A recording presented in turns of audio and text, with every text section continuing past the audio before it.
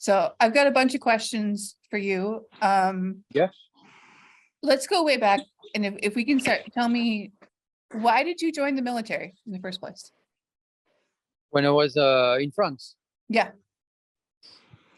So my father was in the military, and I joined the military because he talked to me about the missions he was doing overseas, and then I always wanted to see what it feels like to be, to be in the army, to be outside of the country, to be in a hostile territory, to help other population that cannot have the help from their own country, stuff like this. And I was always, told those stories about in the military, I did this, I did that. And then when I was young, I thought it was very cool.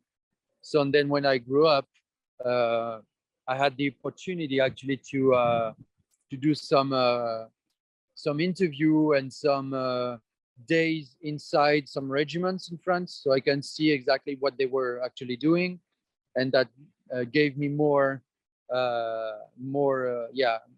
focus on what I wanted to do. Obviously, I wanted to enroll for defend my country, but also I wanted to help other population that need, some kind of military help, or in case of an earthquake or tsunami. I wanted to help outside of France, and I didn't want to have like an easygoing life. I wanted it to be hard. I wanted to prove myself that I can go beyond my limits. So that's why I joined the military at the end of my high school. I didn't want to go any further in my education at that point, because I just needed a high school diploma to get into the non-commissioned officer school. So that's why I stopped at high school. And what was your experience? Did it match up to your expectations? Most of them, yes, but I wasn't expecting to wait that long. Sometimes days were almost the same when we were at the regiment. When we were deployed, it was completely different. But I was lucky to be able to deploy in two different countries and one French territory for the 5 years I've served. And I've been training in many places in France. So it was very it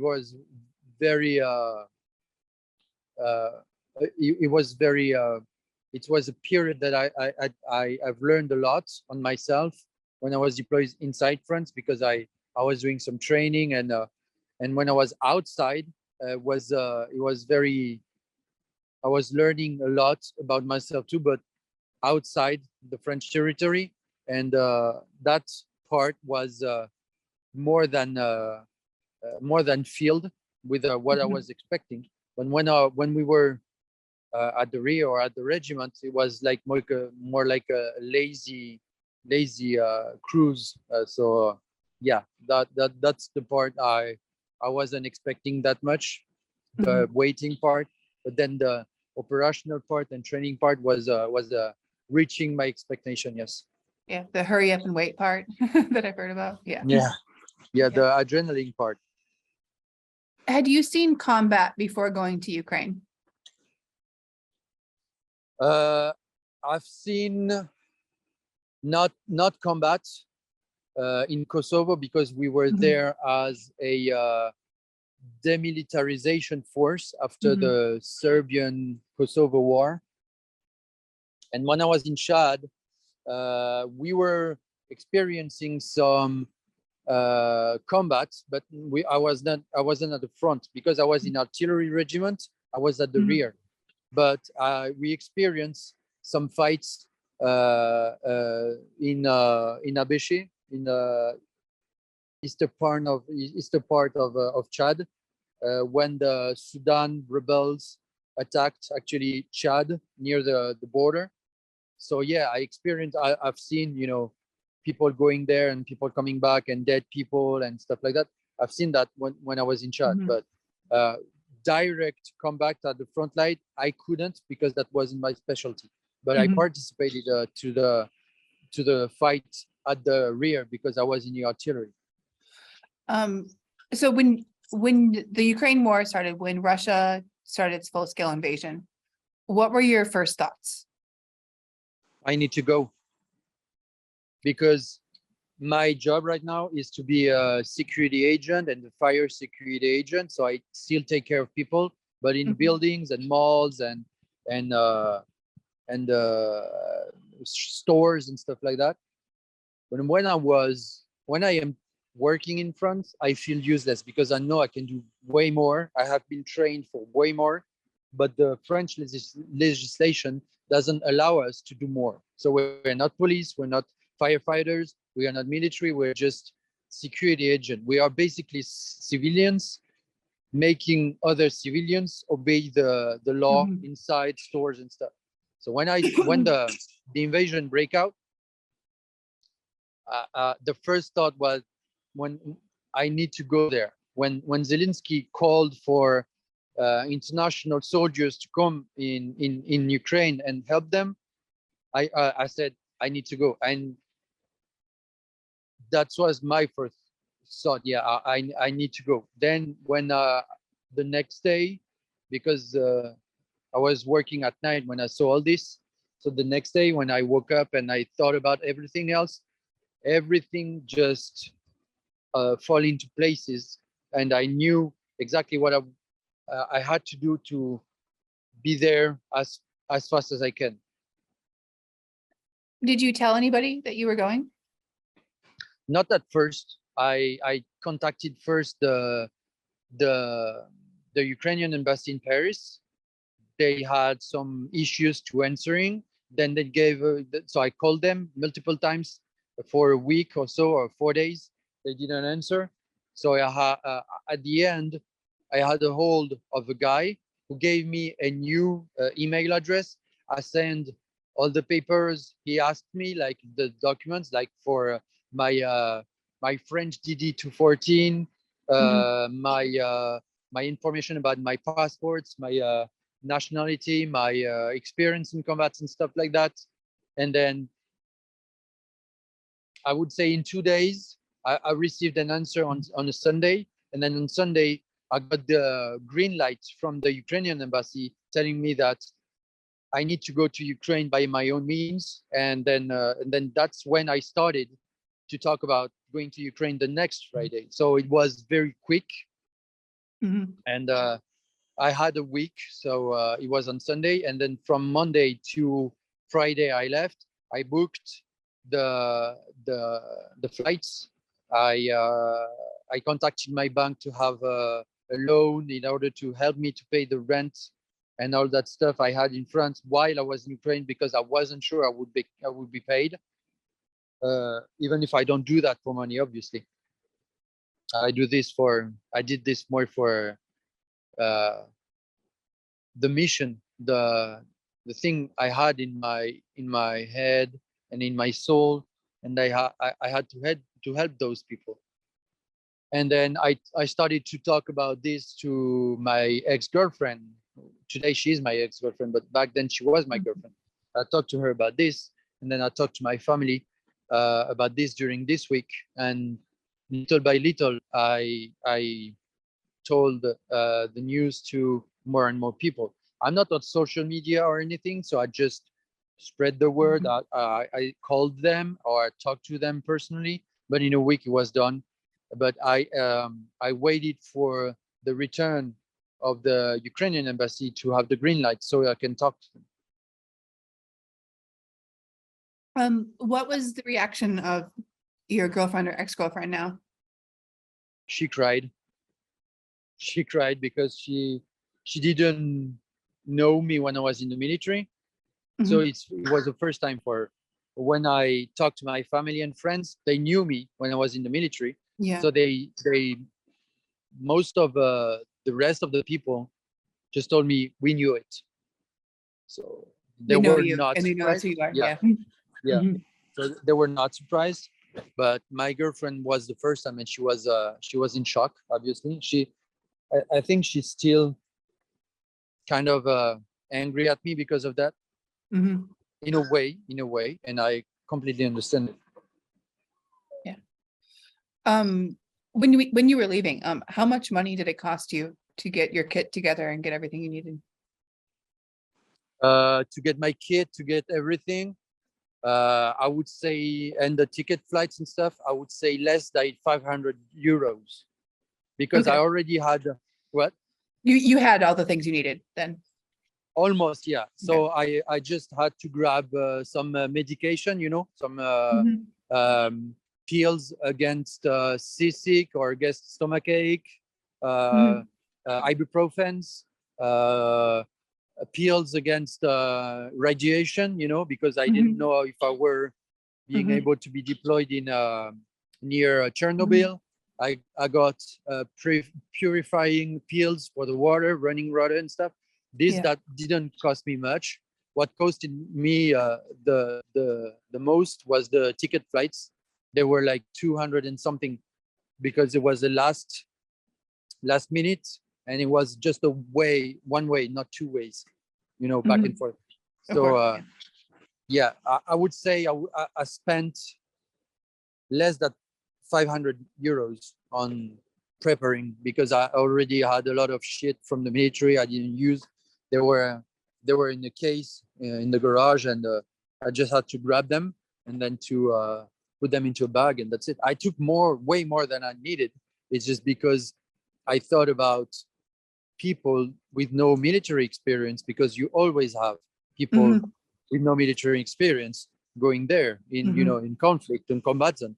So I grabbed some stuff that could actually fit to people that had nothing, That which I makes am sense. not against, but it's just Mhm. yeah, I grabbed everything I could to help, uh, and then yeah, it didn't cost me more than 500 euros this Mhm. time.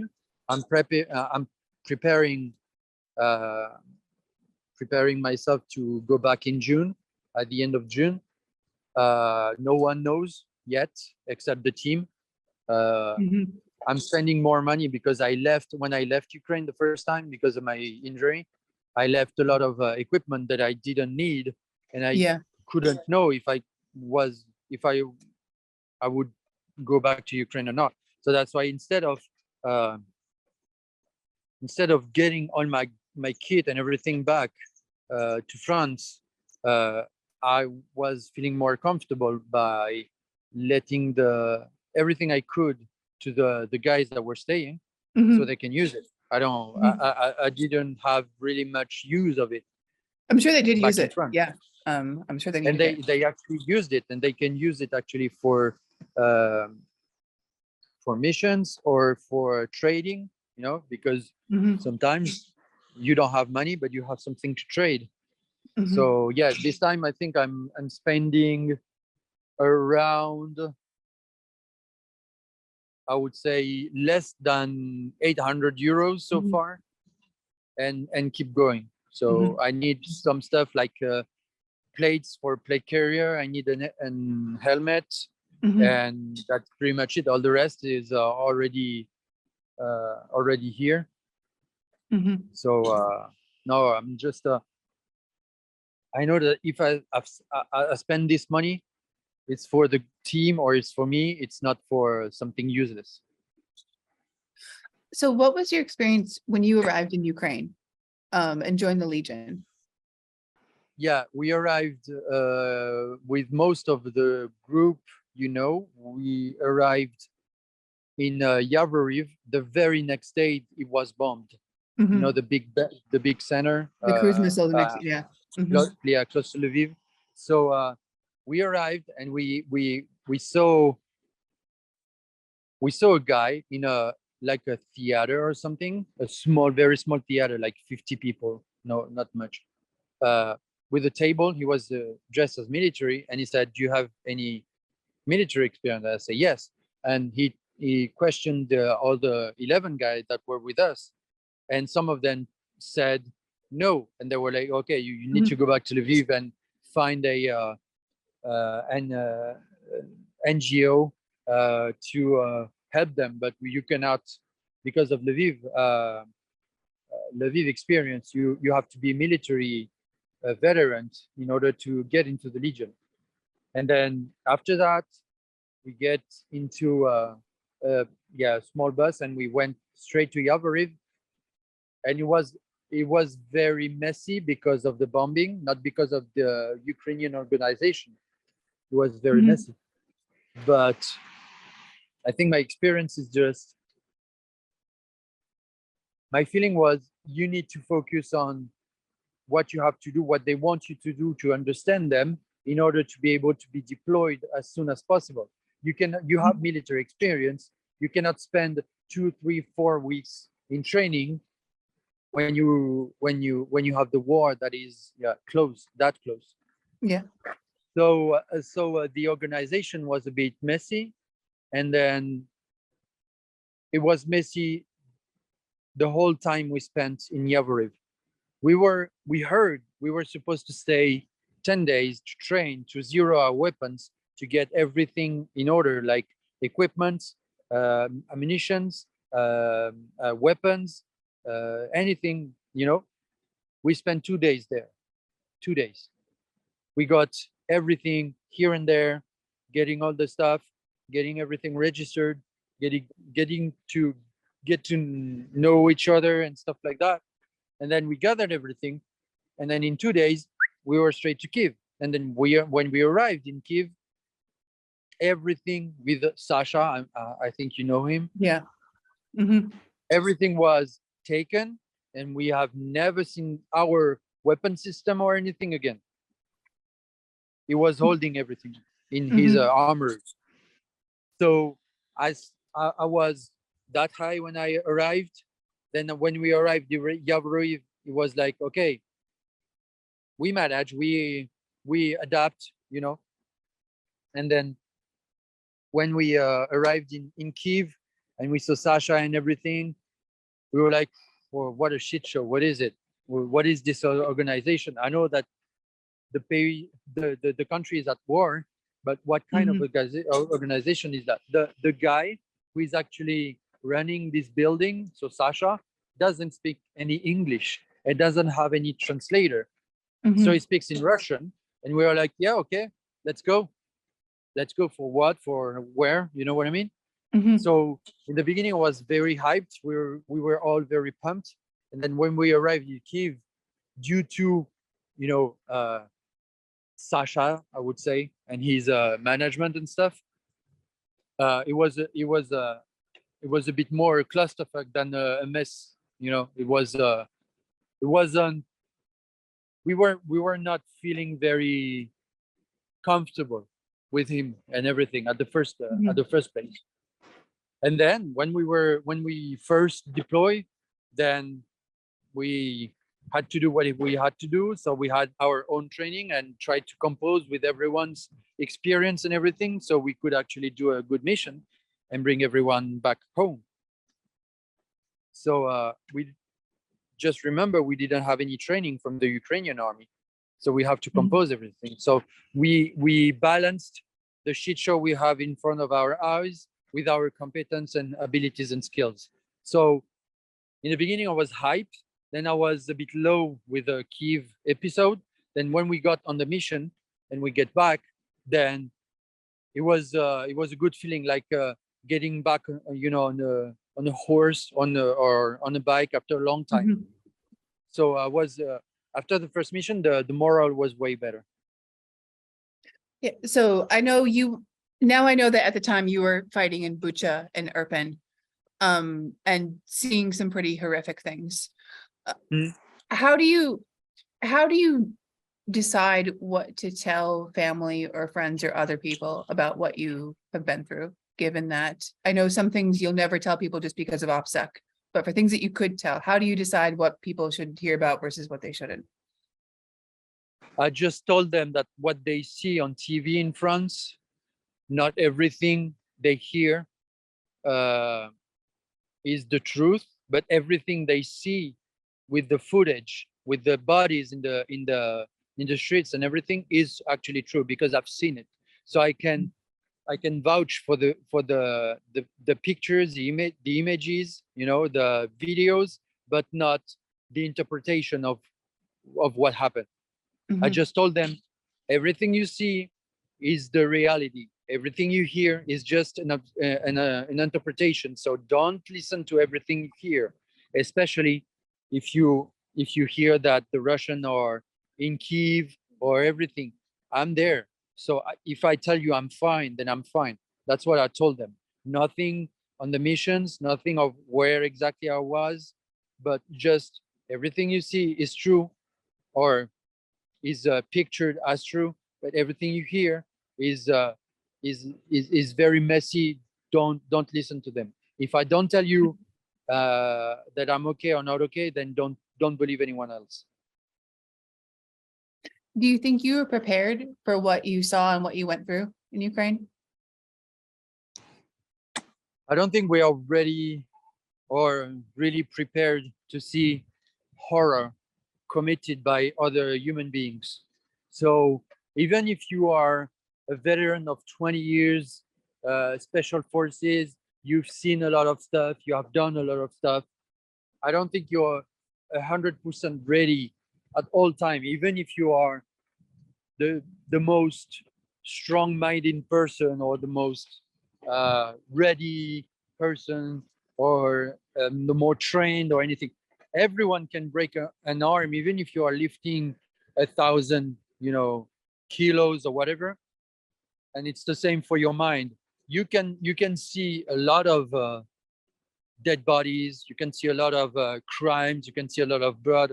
But you never know when your brain is going to flinch, when the brain is going to switch off or switch on, depends on, and you're going to have that one, it's too much.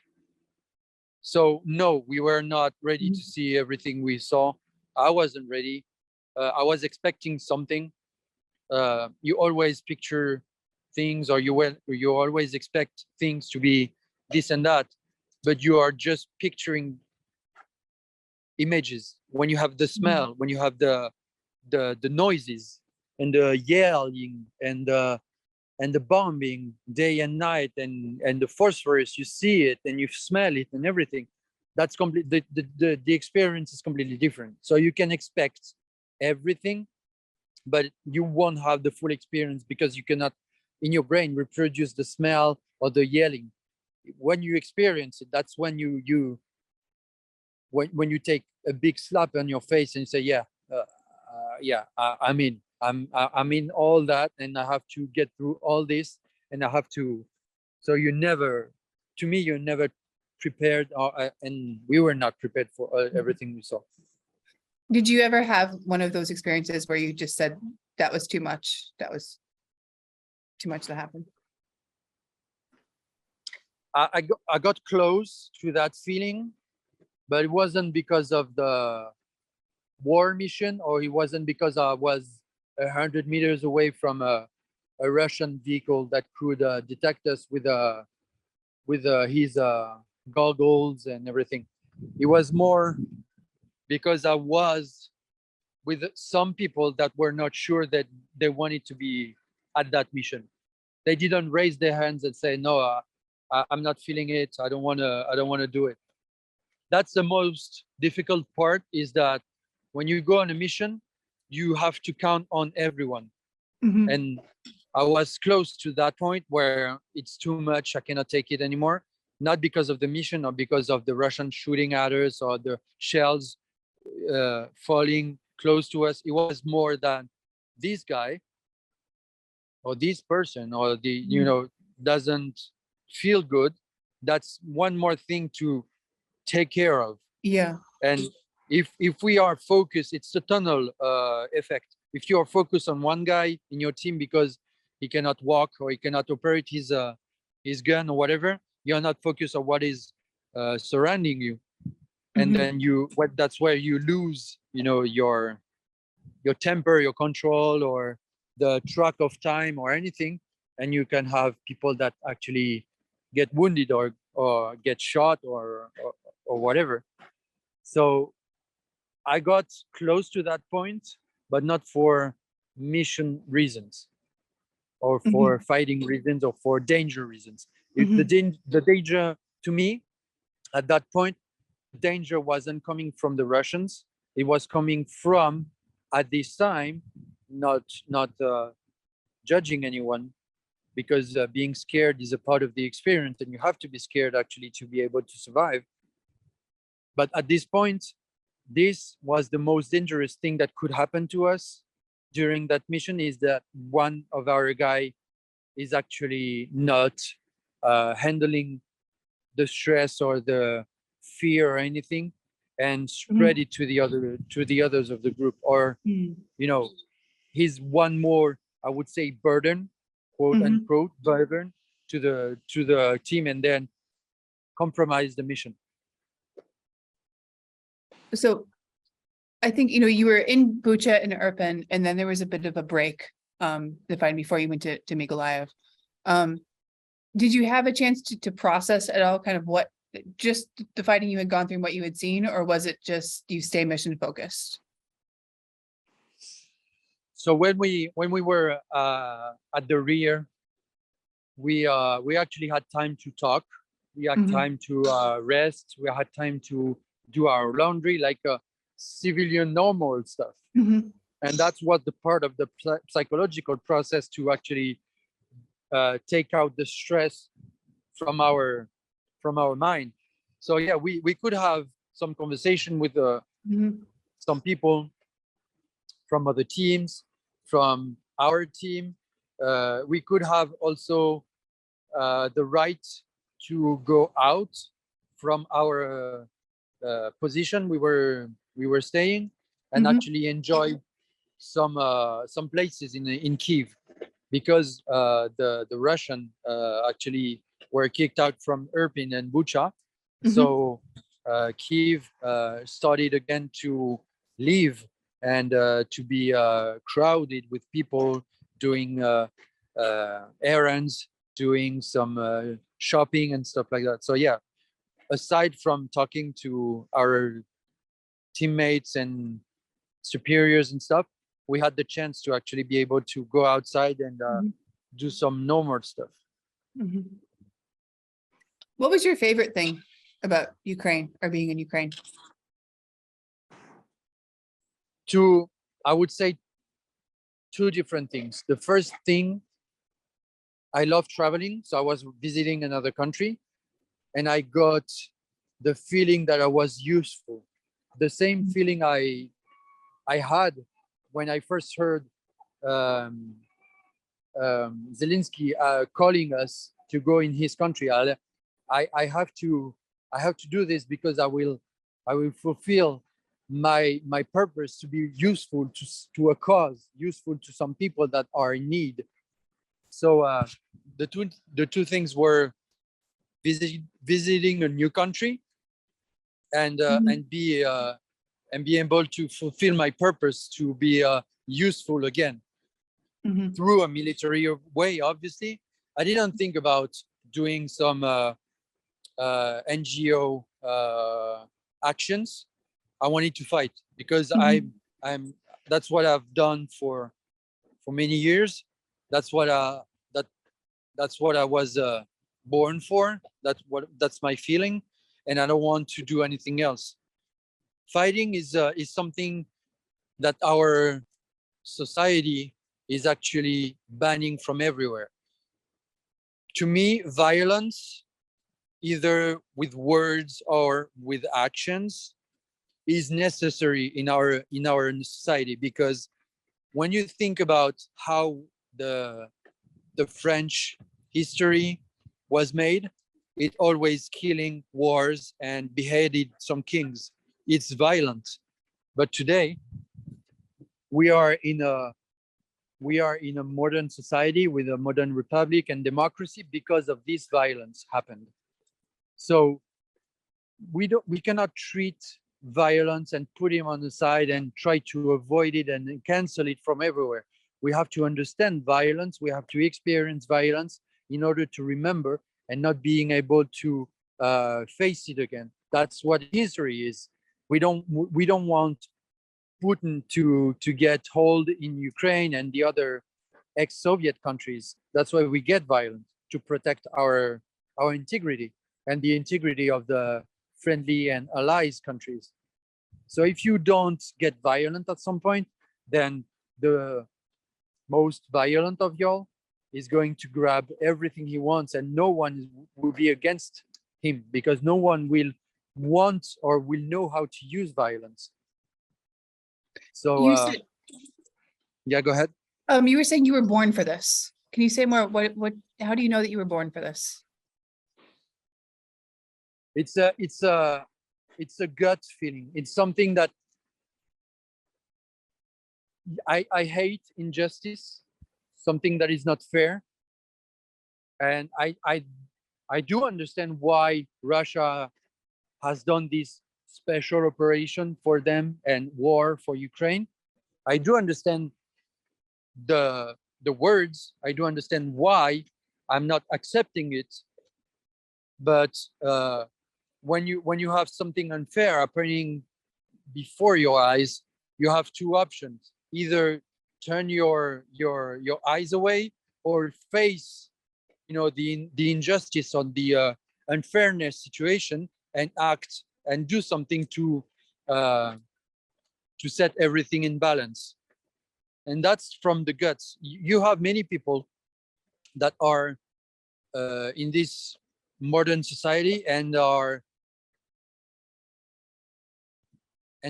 enjoying privileges they have right now, but people fought for that to be a privilege today. Like, for example, in France, we had many people fighting in the Second World War, not necessarily military, but also resistance and stuff like that. So today we don't speak German, but people don't care now because war is over. It's been over 70 years.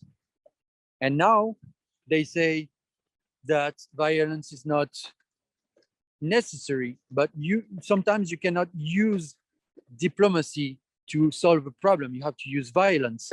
And this is something that is unfair when you have someone aggressing another country and think that everything will be all right. No, you have to be, firm and tell them, no, you cannot do that. And if they continue, then you have to defend.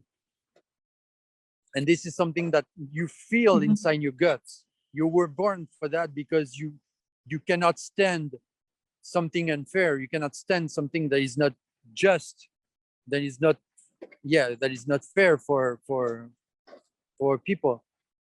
And you have to do something in order to stop this action that is unfair. It's about values. With this gut feeling, you have values. You put justice and something fair above everything else. If the cause was unfair, if the cause was unfair, I wouldn't consider going there. But the cause I'm fighting for to free Ukraine is actually a fair. It's a fair thing to do to be able to protect them, to help them. So it's in my guts. When you feel it, you're born for something. It comes from somewhere. For me, it comes from my guts. When I have people or a country or a population, or because of their race, because of their religion, because of their, I don't know, sexual identity or whatever, that are attacked, I try to understand what is the point of the other person attacking those persons. I try to understand what say. I'm not saying that I am accepting it. I'm just saying I'm trying to understand. It's about communication. If we communicate more, we may have less countries at war or less conflict management to do. But sometimes you don't have the sorry, you don't have the option to try to talk to those people. They just understand violence, and you feel it when you're. Go ahead. A lot of people saw what was happening in Ukraine and they were bothered by it, or they wanted to do something, but you actually went and did something. You got in a plane, you went there and fought. What do you think is different about you and every other Legionnaire who, especially the ones who arrived really early, did you notice things that you all had in common together? Or Yeah, the same gut feeling about that is unfair, what is happening, we need to do something, and we are able to do something. And we saw a lot of war tourists that were there only for pictures, and we were also there for we saw also I would say people that wanted to help but didn't have any experience, military experience, stuff like that. And at some point when you are at war, sometimes you don't have the time to teach them. Sometimes they have to learn while they are on a mission, and that's very dangerous. But we have in common the gut feeling about that's not fair, we need to do something. And I don't think we have different nationalities. We have different heights, different eye color, hair color. We have a lot of differences. But the main point that gather everyone in the Legion is because they fight for something that is fair to them, to their value, not something that is going to give them honor and respect and money. We don't care about this. We just care about doing what is right. that matches what every Legionnaire has told me. Yeah, you guys are a special group of people. Yeah. When you got hurt in the Legion, what went through your mind? I'm going to be a burden for my group. I need to do something to take decisions, so I'm not a burden anymore. So either I stay in Ukraine and I try to get better in Ukraine, but if I didn't get surgery, I wouldn't have been better. Or I need to leave and to actually get surgery in my own country, because I know how it works. I know that I would be taken care of. I'm believing into Ukraine's medics and Ukraine's doctors and stuff. I'm believing they are doing a great job. But for a surgery, I would feel more comfortable to get back to my country first, because I know my country, and second, because they can use the resources they would use on me on some people that really needed more. Yeah. So yeah, I didn't want to be a burden. I didn't want to use resources that were not necessary, because I wasn't dying. I was just having a very bad moment with a broken ankle. And I had to take the toughest decision, and it's been a long time I didn't take one like that, was to say to my chief team, okay, I have to go back to my country and get surgery because I will be useless here. I said, okay. So yeah, I was disappointed. I was feeling, I had some shame, because why me? Because you are the black duck, because you are leaving everyone behind. You know what I mean? All those stuff.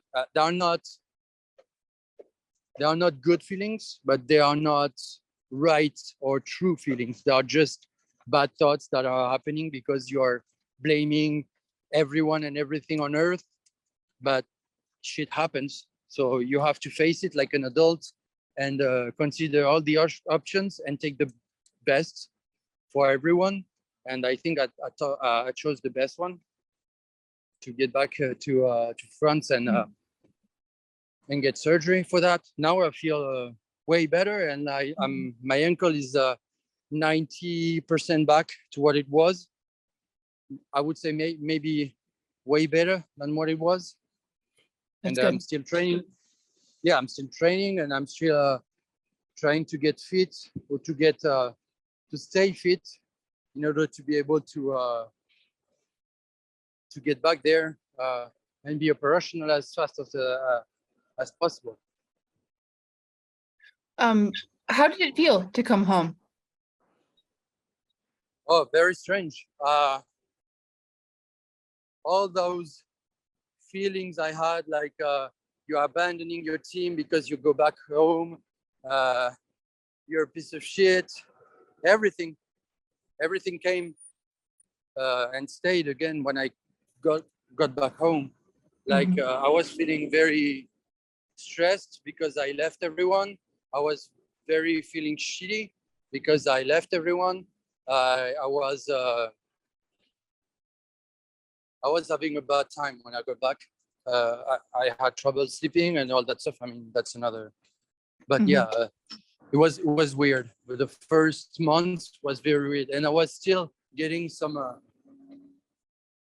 information about what was the guilt was way more heavy, because I knew that a week after I left, some of our brothers got killed and all that stuff. So that's why the first month was very tense, and I decided to delete my Telegram account for this purpose, to not have too much of bad news or bad information about it, so I do not, continue having those bad thoughts and stuff like that. I try to sever every bad news or news coming from my mind, so I could try to recover either physically but also mentally. Yeah, I know. I know that had to be horrible to hear after coming home that had happened. Yeah, and you have the guilt when you have those kind of news. Then you have the guilt that comes harder and tells you, yeah, but if I have stayed few more days and stuff, I could have made the difference, but that's not true. But you always have this feeling is that, what if?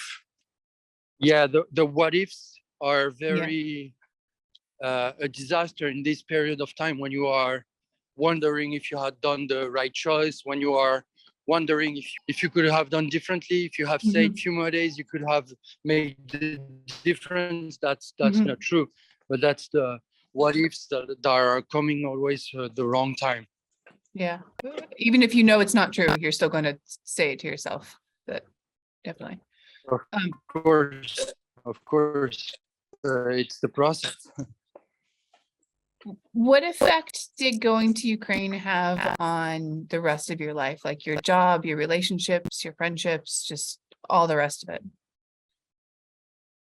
The impact it had on my everyday life and relationship I had. I had sorry, not so I don't tough. think I am. Yeah, but I don't think I am. I don't think I am made to stay in a quiet place. I don't think I am made to stay in touch with light people. I would say people that don't have a lot of conversation, that are just, attention seekers and stuff like that. I don't deal with those people anymore. I just tell them, okay, you want to go. Before I was like trying to arrange and stuff like that. Now I'm just done. I just take people from my perspective that have values that I share with them, and all the light relationships and just chit chat relationships, I don't pay attention to it anymore. And for my job and everything, I don't feel useful anymore in my job right now. I didn't used to feel that useful before, but now I feel useless 100%. I know I can do way more, and I know I can do much better, and I know I can help way more people